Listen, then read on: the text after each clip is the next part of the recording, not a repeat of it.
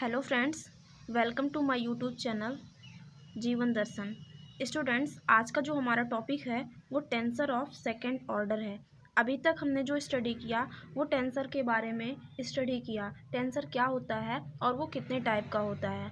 और हमने वहाँ पे देखा था कि टेंसर दो टाइप के होते थे, कंट्रावेरिएंट और कोवेरिएंट, जिसको हम कंट्रावेरिएंट कोवेरिएंट वेक्टर भी कहते थे।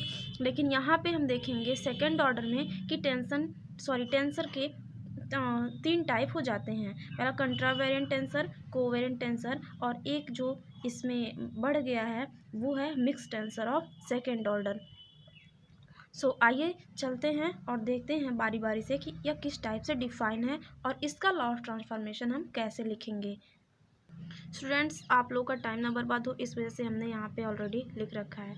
आइए चलते हैं। Late A i j and a bar i j, जहाँ पर आई जे इस टाइप से डिफाइन है 1 to n तक, be a set of n square function of the variable x i and x bar i which are connected by the relation.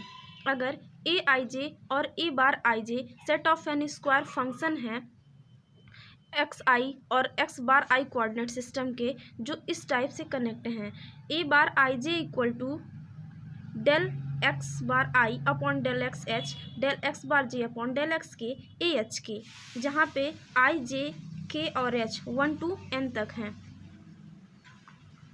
तब हम quantity a i j and यहाँ पे ए bar i j भी होगा, a i j and a bar i j are set to be the component of contravariant vector of second order in coordinate system x i and x bar i. अगर a i j और a bar i j जो है set of n square functions हैं coordinate system x i और x bar आई में, और वो इस टाइप से डिफाइन है, तब जो क्वांटिटी होगी ए i j and a bar i j, इसको हम component of contravariant vector of second order कहेंगे कोऑर्डिनेट सिस्टम एक्स आई और एक्स बार आई में। आई होप कि आपको ये डेफिनेशन समझ में आया होगा। अब आइए देखते हैं कि इसका लॉ ऑफ ट्रांसफॉर्मेशन कैसे लिखेंगे। स्टूडेंट्स, अगर आपने मेरा पिछला वीडियो देखा होगा तो हमने कंट्रावेरिएंट के ट्रांसफॉर्मेशन के लिए इस टाइप से बताया था कि अगर ए आई और ए बार आई में हमको रिलेशन दिखाना है या फिर लॉ ऑफ ट्रांसफॉर्मेशन लिखना है तो हम कुछ इस टाइप से लिखते हैं, a bar i equal to del x bar i upon, यहाँ पे कोई इंडेक्स लेते थे h k a b c d etcetera, del x h, और यहाँ पे ये सुपर स्क्रिप्ट होता है इसलिए यहाँ पे भी सुपर स्क्रिप्ट यही यहाँ पे एच चला जाता है। तो हम इसका लॉ ऑफ ट्रांसफॉर्मेशन ऐसे लिखते थे। अब क्या अगर हमको सेकेंड ऑर्डर का लिखना है, मतलब अगर हमको डबल इंडेक्स ले लेना हो यहीं पे आई और जे, जो कि हमारे दोनों अलग अलग इंडेक्स हैं, तो क्या हम यहाँ पे इसका लॉ ऑफ ट्रांसफॉर्मेशन नहीं लिख सकते हैं? बिल्कुल लिख सकते हैं। हम इसका लॉ ऑफ ट्रांसफॉर्मेशन कैसे लिखेंगे यहाँ पे हमने ऑलरेडी बता दिया है, बट एक बार हम फिर से बताएंगे। अगर देखें कि हमको सिर्फ एक ही इंडेक्स के लिए लिखना है लॉ ऑफ ट्रांसफॉर्मेशन, जे को नहीं देखते हैं, अगर आई को बस देखते हैं, तो हम इसका लॉ ऑफ ट्रांसफॉर्मेशन कैसे लिखते थे, जैसे कि यहाँ पे del x bar i upon del x h और यहाँ पे ए एच, ऐसे लिखेंगे।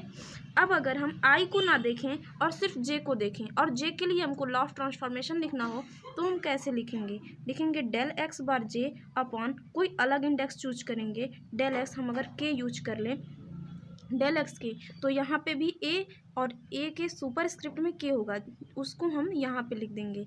तो इस टाइप से हम लॉ ऑफ ट्रांसफॉर्मेशन लिखते हैं। आई होप कि आपको डेफिनेशन और लॉ ऑफ ट्रांसफॉर्मेशन दोनों लिखना समझ में आया होगा। हमारा कोवेरिएंट टेंसर है वह कुछ इस टाइप से डिफाइन है और उसका लॉ ऑफ ट्रांसफॉर्मेशन भी इस टाइप से डिफाइन है। आइए देखते हैं। Late A i j and a bar i j, जहाँ पर i j equal to 1 to n तक हैं, be a set of n square function of the x i and x bar i which are connected by the relation, जो इस relation के द्वारा connect हैं।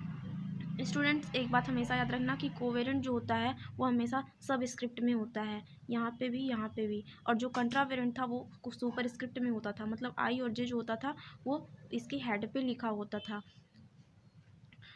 इस टाइप से डिफाइन है इसका लॉ ऑफ ट्रांसफॉर्मेशन। अब एक बार इसका भी लॉ ऑफ ट्रांसफॉर्मेशन हम यहाँ पे देख लेते हैं कि इसका लॉ ऑफ ट्रांसफॉर्मेशन कैसे लिखेंगे। स्टूडेंट्स, अगर आपको याद होगा तो हमने कोवेरिएंट वेक्टर में करवाया था कि ए बार आई और ए आई में अगर हमको रिलेशन दिखाना है तो वो रिलेशन कुछ इस टाइप से होता है।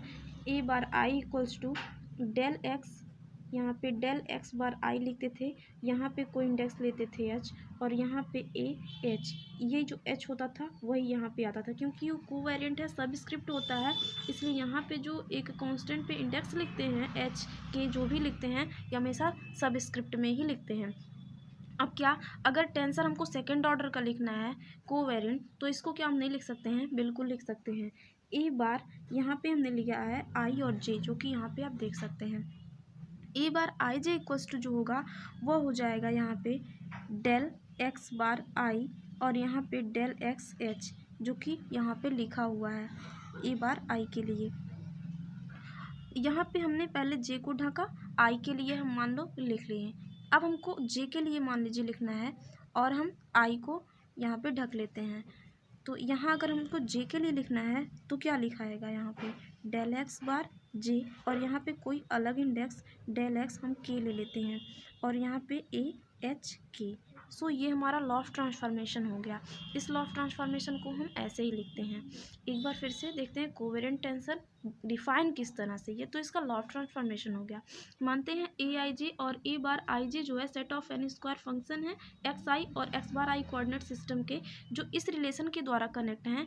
तब जो क्वांटिटी होगी ए आई जे और ए बार आई जे, इसी को हम कंपोनेंट ऑफ कोवेरिएंट वेक्टर कहेंगे सेकेंड ऑर्डर का कोऑर्डिनेट सिस्टम एक्स आई और एक्स बार आई में। यहाँ पे रहेगा रिस्पेक्टिवली। रिस्पेक्टिवली का मतलब ये हो गया कि जो ए बार आई जे है वो है एक्स बार आई जे का, और ए आई जे जो है वो है एक्स आई का। स्टूडेंट्स, अब जो हमारा नेक्स्ट टॉपिक है वो है mix tensor of second order. अभी तक ने कंट्रावेरिएंट और कोवेरिएंट पढ़ लिया है।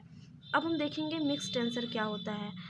स्टूडेंट्स, अगर आपने देखा होगा तो मिक्सचर एक्चुअल में होता क्या है? मिक्सचर दो या अधिक चीज़ों को मिक्स कर देना ही मिक्सचर होता है। यहाँ पे मिक्स टेंसर का है, मतलब टेंसर का मिक्सचर है। कंट्रावेरिएंट और कोवेरिएंट को अगर हम मिक्स कर दें तो वो भी mix tensor of second order बन जाएगा। अगर आपने पिछला वीडियो देखा होगा या फिर थोड़ा भी पढ़ा होगा टेंसर के बारे में, तो अगर ए बार आई लिखा है तो इसको हम क्या पढ़ते हैं? कंट्रावेरिएंट टेंसर कहते हैं। और अगर ए बार जे लिखा है तो इसको हम कोवेरिएंट टेंसर कहते हैं। और अगर स्टूडेंट्स हम इन्हीं दोनों को कंबाइन कर दें, मिक्स कर दें, तो हमको मिल जाएगा ए बार आई और यहाँ पे जे। ये मिल जाएगा या नहीं? मिल जाएगा। स्टूडेंट्स, आप लोग के माइंड में एक और बात आ रही होगी कि जब हमने मिक्स टेंसर यहाँ पे सेकेंड ऑर्डर में लिया है तो ए आई जे अगर कोवेरिएंट को लिया तो ऐसे लिया, और कंट्रावेरिएंट को लिया तो ए आई जे ऐसे लिया, फिर यहाँ पे मिक्स्ड को डबल यहाँ पे या तो कहें सेकेंड ऑर्डर का क्यों नहीं ले रहे हैं? तो अगर आप यहाँ पे ध्यान दें तो इसको जब हमने मिक्स किया तो ये ऑलरेडी क्या बन गया? सेकेंड ऑर्डर का, क्योंकि डबल इंडेक्स वैसे ही यूज हो गया, एक सबस्क्रिप्ट में और एक सुपरस्क्रिप्ट में, सुपरस्क्रिप्ट आई और सबस्क्रिप्ट जे। तो ये सेकेंड ऑर्डर ऑलरेडी बन चुका, इसको हम mix tensor of second order कहेंगे, ना कि हम यहाँ पे भी डबल इंडेक्स यूज करेंगे। नहीं, क्योंकि ये डबल इंडेक्स यूज हो चुका है तो ये सेकेंड ऑर्डर बन गया। देख लेते हैं यहाँ पे कि इसका लॉ ऑफ ट्रांसफॉर्मेशन कैसे लिखेंगे और यह डिफाइन किस तरह से है। So let A i j and a bar i j, जहाँ पे आई जे 1 to n तक हैं, be a set of n square function of the variable x i and x bar i which are connected by the relation, जो इस relation के द्वारा connect है, जहाँ पे आई जे एच के जो हैं 1 to n तक हैं। Then quantity a i j and a bar i j are set to be component of a mix tensor of second order. अगर ए आई जे और ए बार आई जे जो है set of n square function है और वह इस relation के द्वारा कनेक्ट हैं, तब जो क्वांटिटी होगी ए आई जे और ए बार आई जे, इसको हम component of mix tensor of second order कहेंगे कोऑर्डिनेट सिस्टम एक्स आई और एक्स बार आई में। यहाँ पे हमेशा रिस्पेक्टिवली रहेगा, क्योंकि जो ए आई जे है वो कोऑर्डिनेट सिस्टम एक्स आई का है और ए बार आई जे है वो जो है वह कोऑर्डिनेट सिस्टम एक्स बार आई का है। सो आई होप कि आप लोगों को ये वीडियो समझ आया होगा। अब हम देखेंगे कि इसका लॉ ऑफ ट्रांसफॉर्मेशन कैसे लिखेंगे। इसका लॉ ऑफ ट्रांसफॉर्मेशन, अगर कंट्रावेरेंट का हमको लॉ ऑफ ट्रांसफॉर्मेशन लिखना होता है ए आई जे और ए बार आई जे के लिए, तो हम इस तरह से लिखते हैं del x bar i upon del x, यहाँ पे कोई इंडेक्स एच यूज करते हैं, और ए एच। ये हो गया कंट्रावेरेंट का। अगर हमको कोवेरिएंट का लिखना है जे के लिए, देख लेते हैं ए बार जे और ए जे में रिलेशन, तो कोवेरिएंट के लिए लिखते हैं डेल एक्स बार जे और यहाँ पे डेल एक्स के और यहाँ पे ए के।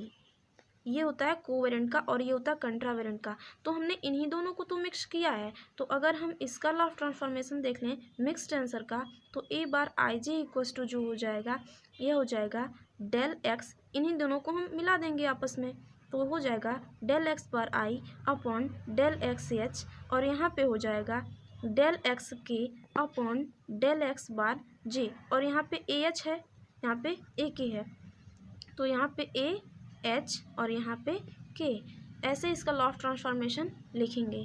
स्टूडेंट्स, अगर वीडियो अच्छा लगा हो तो वीडियो को लाइक करें, और हमारे चैनल पे नए हैं तो चैनल को सब्सक्राइब जरूर करें, और जुड़े रहें हमारे चैनल से, पाते रहें ऐसे ही वीडियोस।